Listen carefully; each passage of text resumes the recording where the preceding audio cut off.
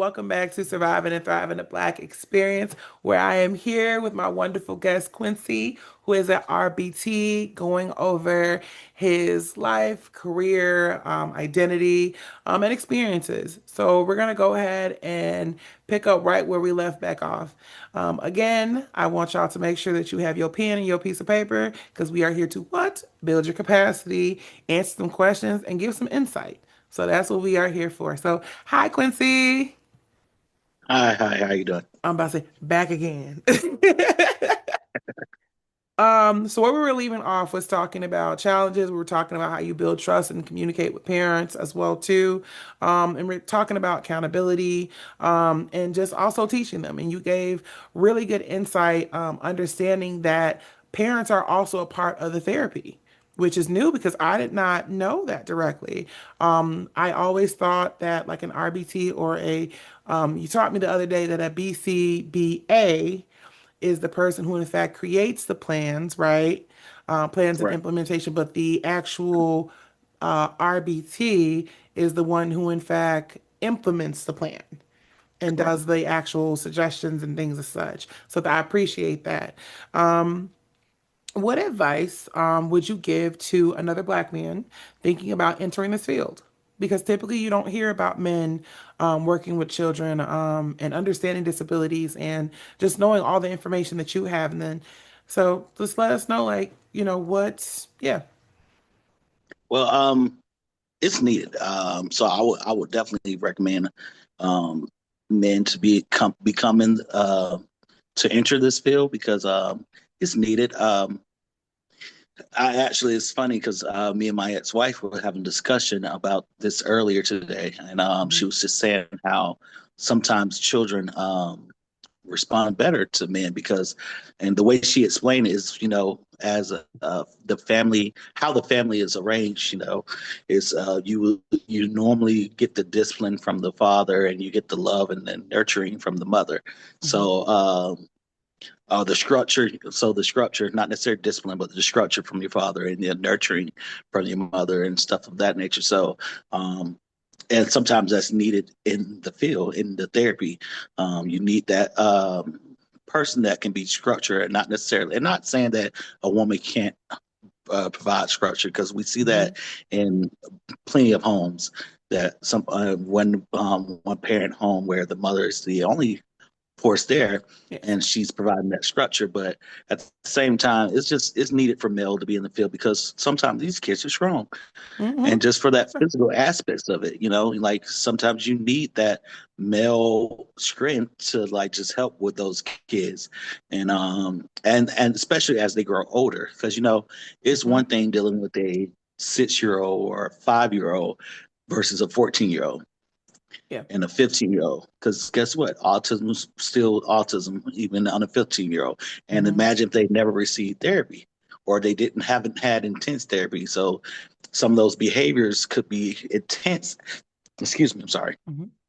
But some of those behavior can be intense at 14 versus they are at 5. Yeah. So you do need those male figures to help with those aspects. And also just a black male, even just going in as a black male, because there are a lot of black children Hmm. that are have autism. So it's better. It feels better Hmm. to receive correction from someone that looks like you versus than someone who doesn't look like you, and because you don't, it can come off, and not saying that there are people that just go out and mistreat children or anything of that nature, but Yeah. sometimes when you are when you are have the same experience as a kid that might be in a black household, sometimes we do things differently. And Yes. when as children and parents, we parent differently. Yes. So a child might can what a mom might consider disrespectful and wants to correct this behavior, Hmm. whereas another parent might not feel that way because, hey, that's just how they communicate. Right. But you have to respect culture as well when you're with the ABA. So some ABA therapists, won't necessarily require a child to say yes, sir, yes, yes, ma'am.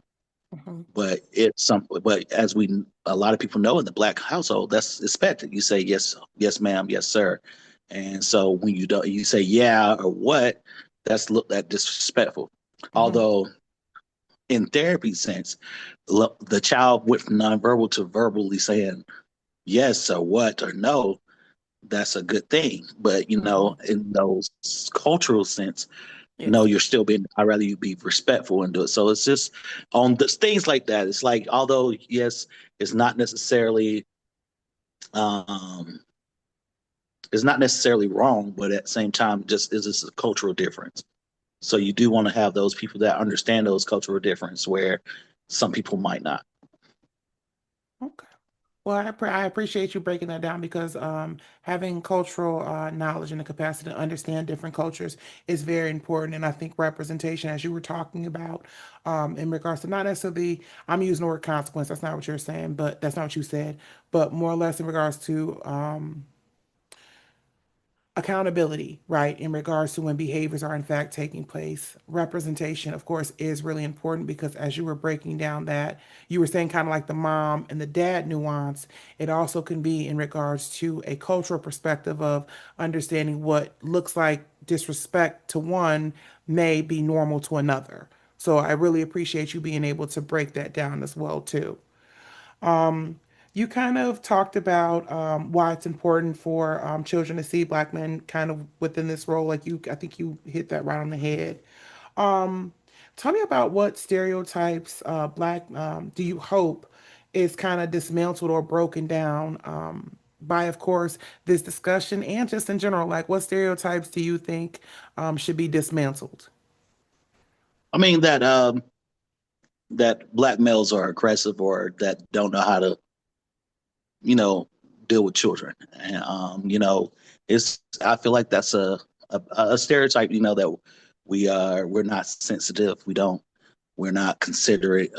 We just have the mindset to just toughen up and not necessarily realize of the disability part of it, and to even just in any aspect of life, you know, that's a stereotype that we just don't necessarily feel, and it's Hmm. just it's not true. Right. We can show compassion. We can be there for children and work well with children. But so I just hope that me being in this field can give her different aspects to say that oh, I had a male therapist because this is um, a predominantly female uh, business, Hmm. or you don't see too many males, so it's like sometimes women don't want, sometimes parents don't want men as therapists because they don't see it and they don't feel like they'll be as compassionate. And Hmm. it's not necessarily true. Like we're all human, Right. so we all have the capacity to be compassionate towards a child. Um, it's just although we might not necessarily on certain things we might be a little tough on that on a Hmm. child, but it's just not that we don't show compassion, we just show it differently. I appreciate you saying that the aspect of being a little tougher because I think about, of course, in and it's, I'm gonna say the word typical, um, a typical household, right? Whether that's two moms, two dads, a mom and a dad. Of course, how our world is, right? There's always one person, right, who's more lenient than the other.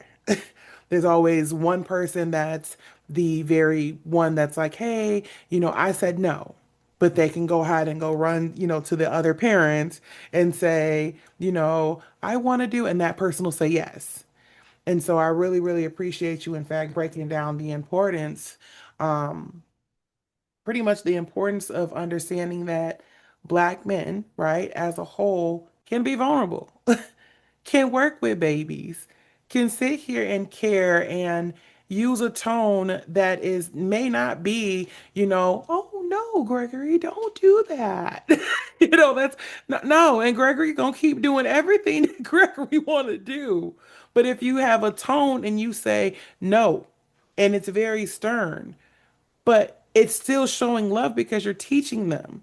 You're teaching them what they're supposed to be doing. So I really, really, really, um, I really appreciate that, and you being open with that. Um, I have a question, as most of them, but this is going to be like a little deep. So, Okay. how do you create space for your own voice to be within your professional setting? Not, of course, what our books tell us what to do, like and everything like that. How do you make sure that you, as a Black man, that you are represented and your values are valued in your space? Honestly, and it depends on your who you're working with. Okay. It depends on your BCBA. It depends on the parents and stuff like that. So, um, for me myself, I try to have an open communication with my BCBA as well as my parents. So I communicate them with things, and then I have that open dialogue with, hey, I don't necessarily agree with this, or even with the therapy part of it, because again, this is science. It's a science. It's a science-based therapy. So. I can express myself. I express myself. Now, a lot of RBT, I'm not going to say RBTs just do this on their own because some RBTs doesn't feel comfortable expressing themselves. But me being in the field that I am, that how long I've been in this field, and although I know I don't have all the knowledge, but I have experience. And like I said, I started working in the field, working with children with developmental disabilities since 2010, I think. So since 2010, I've been working with children on the spectrum. So although might not know everything, but I do know a little bit. So I vocalize that, and I give my opinion. Some people accept it, some people don't. And again, by me understanding that it is a science based therapy, I understand the necessity of following through with the therapy. Even if a person doesn't agree with me, it's not like I'm gonna not do the therapy that's prescribed because again, the science will show for itself. Whether if it works, it works. If it doesn't, it doesn't, and the science will speak for it. But I still speak for myself where I'm like, hey, I don't feel like this is necessarily what we should do. I don't feel like Mhm, it's working. Yeah, and we might have to still keep going, whatever the case might be. But mhm, I'll still express it to my BCBA and express to the parent, um, and just get there. Allow myself to be heard um, mhm, based on the BCBA. And sometimes, if if I don't feel like I have that BCBA that will is willing to listen to my opinions, then um, most of the times, like I said, it's science based, so mhm. the science is going to prove it no matter what. I appreciate that because it really sounds like you respect like the theory, the process, as you said several times, of course, with the process and the data. Like you're very much on that scientific aspect of like, look, this is fact. This ain't opinion based. This is fact based, and we need to go through this process, even if it looks uncomfortable because you don't understand the process. This is what it is, and so I respect that. So we're gonna move into fatherhood. And Okay. so we're gonna talk about well, we're gonna talk surface level, right? So I want to know, kind of in depth, how has it been being a father of a black girl? It's great. I love her. I love my baby. Um, so I have it's so funny because again I am a father of a black girl, so I have in my secret stash videos of me in makeup and with my nails done and stuff like that because I mean um, it's just what my child wanted to do, so that's what we did. Now, is it going to come out into the world? No, it's not. Never. But I do have those memories and I do have those pictures and videos in my phone, in my secret stash, Mhm, where she done dolled me up and makeup, put all the makeup and did my hair and nails and all these things. And because I'm a father of a black girl. So it's expected. And I love it. I love every moment of it. I love that. That is the cutest. I'm gonna see one of those videos, but it is the cutest. That is the cutest thing in regards to you being open and vulnerable with your baby, and not, in fact, thinking of the stereotypical world of I'm a man, I'm not gonna have no makeup on me, I'm not gonna have my nails polished, I'm not wearing no tutu, and all these other things that you superficially hear. I love that you embraced it, and at the end of the day, you are still full man. So Yes. I love that you like literally went right to that. Like that is a joy for you. Like I got these. May you can say maybe embarrassing, right? That's a fair word, right? But like, I think that's absolutely beautiful. Um, Tell me what messages about manhood and responsibility were passed down to you, and what are you keeping, and what have you changed? um, huh. It's I'm gonna it's a couple things. I tell you, I had a conversation with my mom. So, like I said, we all have stories, and we all have our stories. It is what it is. We have our backgrounds, we have our stories. So, um, my mom was a victim of abuse, and as growing up, I would see her get abused, and I would try to help. Hmm. And my mom would always, it's been a few times where my mom kind of disciplined me for trying to help her, Hmm. and or her person that she was with would discipline me for helping her, and then my mom would come back and say like, "Hey, uh, well, I hit him first, and or I did this," and made excuses for the Hmm. behavior. So I had a conversation with her as an adult, and I said, "Mom, you taught me that it was okay to hit a woman, and this is the lesson that you taught as a child. Now, if I were to hold on to that lesson, then that's what kind of adult I could have been. But because I experienced it, I never want to be that person. Hmm. But as a child, this is the lesson that you potentially taught me because you said, well, I hit him first, so it was okay. So if a woman hit me, long as she hit me first, it's okay for me to hit her. Because my mom told me when she got hit that it was okay for her to get hit. So that being said, I didn't keep that lesson that Right, she right, taught me. right. That was never something that I wanted to be a part of. Even just I had a conversation with my uncle just few weeks ago, and just how a man is not supposed to cry and stuff like that, and not supposed to do those, like, cry. You ain't gotta cry. You just go do what you gotta do. And valid, yes, it's okay to go do what you gotta do. I think what and this could be what he meant, but this is what you said. Hmm. He could have meant don't dwell on it, and that's a true statement. You don't dwell on something.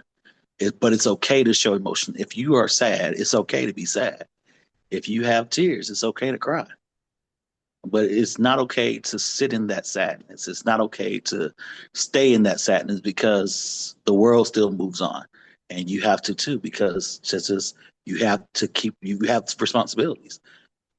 So I can say that, and it sucks, that, you have to just, okay, all right, time to go. But, initially, we're not necessarily, we wasn't given the opportunity to even express that. And Hmm. so that's something that I did not take, but even with my daughter, I had a conversation with her, and I was talking to her about, because I co-parent, I'm divorced, so my daughter, she lives like 4 5 hours away. And so when she do comes home or whatever, I want to cuddle up with her because I don't get as much time to cuddle up with her, and I Hmm. expressed that to her, and I was like, hey, yeah. I just want, and so one day I was thinking about this. I got had a whole little sad moment, Hmm. and I was just thinking to myself. And then the next time she came home or whatever, she just came and cuddled up to me. And so Oh. I talked to her about it. I was like, "Hey, I appreciate you just coming up here, cuddling up me. I was just thinking how I was feeling and like how I miss these moments and where I know at one point you're not gonna want to do these things. So I just appreciate you." And then she was like, "Blah blah blah," and she tried to cut me off. And but I had to explain to her because I didn't want her to have that same mindset that a man can't express himself. And so I cut her off and I'm like, hey, no, that's rude. You like if I'm Hmm. expressing myself, you have to accept it. I'm like you don't like it should be okay for me to express myself and it's okay. Like I'm just telling you how I feel because I want you to see that it's okay for a man to express himself and be vulnerable with their child or anyone. Hmm. When you get married, your husband should be able to express himself and be vulnerable with you. And I Hmm. want you to see that it's okay for a male to do that, to be vulnerable with that person, that's someone they care about. So, and you should accept that and not be rude or brush it off. And because that's not okay. And that's what a lot of people do when Hmm. it comes to men, when they try to be, oh, nah, you're doing too much. Oh my gosh. No, it's not. Hmm. We are human. So we should be able to express ourselves as well. So that's one thing I I make the effort to make sure my child understand that it's okay for a guy to be vulnerable. I appreciate that because that took a lot of courage and strength to in fact say that. And I love the fact that you still cuddle with your baby and that you are expressing in regards to when she gets older, the understanding that a man is to in fact communicate with you. He is to be affectionate. This is normal. This is what is supposed to happen because you can sit here and turn on the TV and see that this is not what's happening in society. In quite, I'm not going to say in all, but in quite a few cases, this is not what young ladies are in fact running across. And so it's an amazing thing that she is blessed to have a father, right? That is in fact doing this for her to be able to see this, for it to be emulated in her future so that she can find someone that she's evenly yoked with. So I think that's Hmm. amazing. Um, how do you talk to your child, your baby, your daughter about race, identity, and representation? Do you have those conversations with her? Yes, we do. It's just so I always try to just reassure her and like even when we were young, when she was young, I guess, um, we'll do affirmations and stuff in the morning before Hmm. school, and it's not. It was just like I used to go through. No hitting, no biting, no scratching. And this is just like, and I know those are not, but this is what we used to do before school. Pee pee and potty, poop and potty. Um, listen to our teacher. Hmm. Have what I'll say. What was it? Geez, it was just a bunch of stuff that I used to say to her. Learn something new today so you can tell daddy and stuff like that, and Hmm. just all this stuff. And I'll always tell her like, and just express like, even when I say that, oh, you're so cute or whatever, and I express that you're smart as well, and I keep put all those information in her. We have conversation where because she goes to a predominantly white school. So we talk about like just because someone doesn't look like you or whatever, whatever. We just have those conversations. It's just different conversation, and I can't just pinpoint one. I'm sorry, That's but fine. it's just we just so have so many conversations where we just discuss like you just be yourself, um, don't just because somebody else is doing things doesn't necessarily mean that you have to do it. And like finding your own identity, like um, what's your favorite color? Why is this your favorite color? Why did it change? Like Hmm. I ask these questions because I want to see like is this your color or is it someone else's favorite color? Like it's okay to like the same things as your friends, but it's also okay to not like the same things as your friends. It's okay to be yourself. It's okay to be Kennedy and not um, whoever they want you to be. So I try to have those conversations, and it's not, and they're not as they're just in those simple, small conversation. Whereas, okay, so, okay, what are you doing? Oh, why do you want to do that? And just having those conversations like, why do you want to do that? Is Mhm. it because of you? What do you want to do that for? Mhm. Okay, so what do you like? Okay, what do you want to do? What's just finding out about her Mhm. so she knows who she is, and then when someone else comes up with an idea, it's like, is that something that you really like, or are you doing it because of them? So Mhm. you can understand the difference. And it's okay to do stuff because of other people. That's not a Mhm. problem, but don't let it change who you are. Don't let that, like, it was one year that she went through all the colors of the rainbow because they was her favorite colors. And I'm like, Mhm. Kennedy, favorite color used to be pink. It used to be it used to be rainbow. It used to be all these colors, and then now it's like blue. Why is it blue? Oh, and then it was green that time. And I'm like, I felt like green. It was like she had a specific green color. So I'm like, okay, maybe this is your color.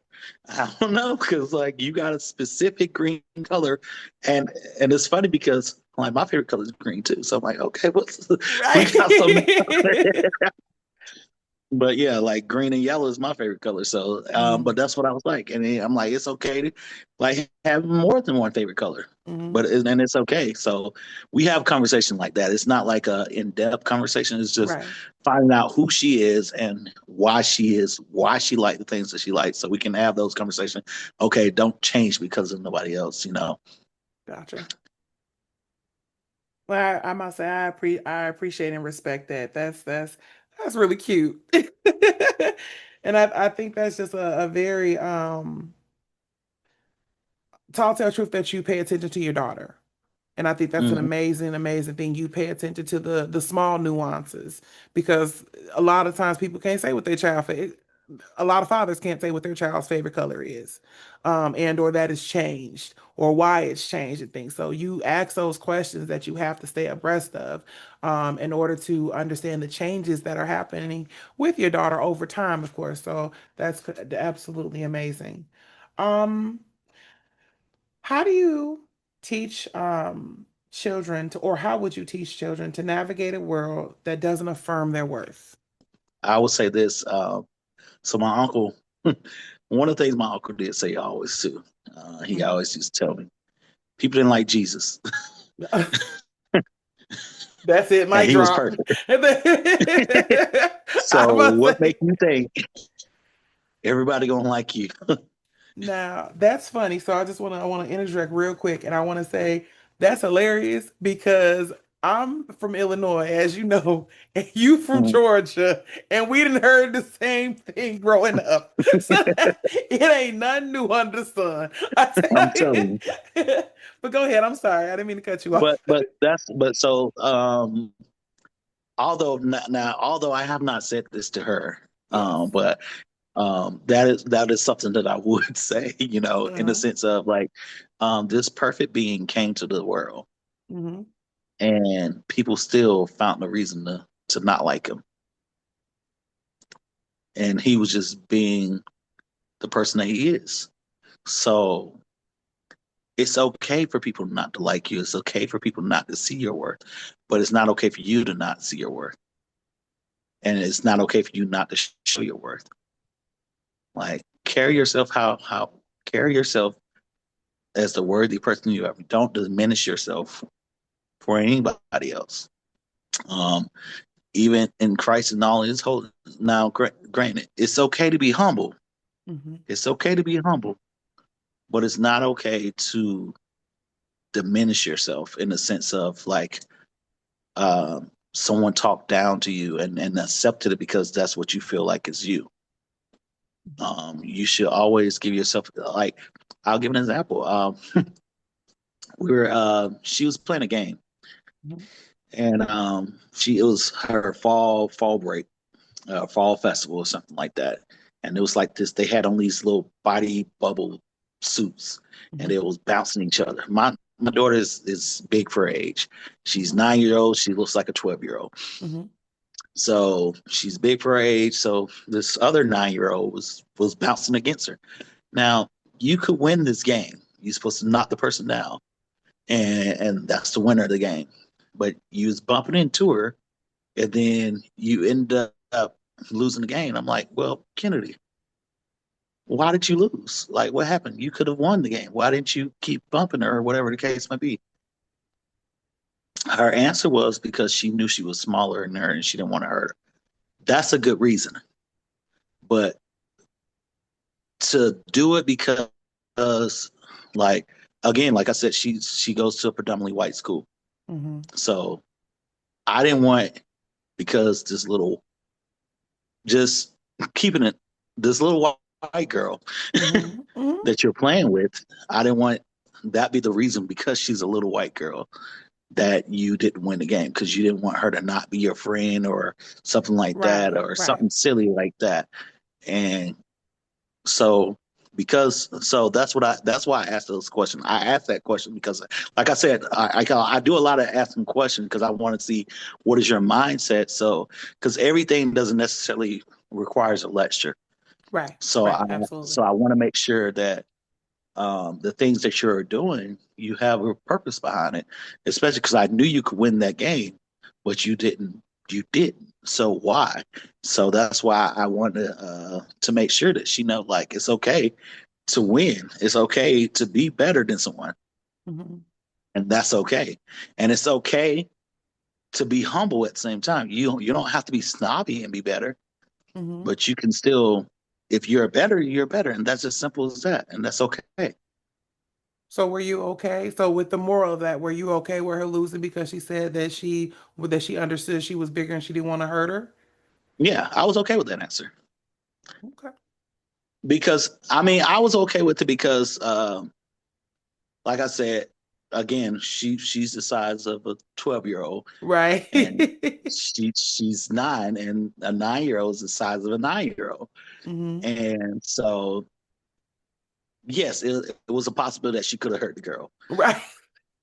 Understandable. So if that's your reasoning, like, hey, I didn't want to hurt her or anything like that. Um, okay, makes sense. That makes sense. I like your reasoning makes sense.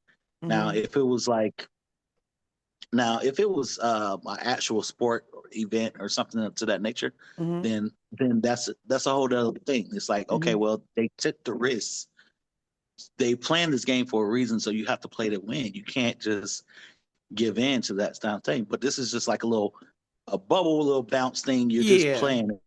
It didn't matter, you know. Right. It didn't matter if you win or lose in that matter. Even Right. though I did still question it because I want to know what was your intention, the why. Right. So that's why it didn't necessarily matter in that sense. But if you're playing on a basketball team and you could have dunked on a girl and she just like, I didn't want to dunk because I didn't want to hurt her. Like, No, girl, you dunked the you ball. better dunk the ball. You dunked the ball, man. You gotta dunk the ball. She knew she shouldn't have been there if she didn't want to get dunked on. I got you. Well, I'm gonna say we have ran out of time for our part two. We're gonna go ahead and go on to our part three. I want everybody to go ahead and stay tuned. Quincy, I thank you, thank you, thank you for this conversation, for your vulnerability, for you being open, and your baby Kennedy. She is so blessed to, in fact, have you. So we're gonna go ahead and go into this next one. Everyone, stay tuned. Bye, everyone.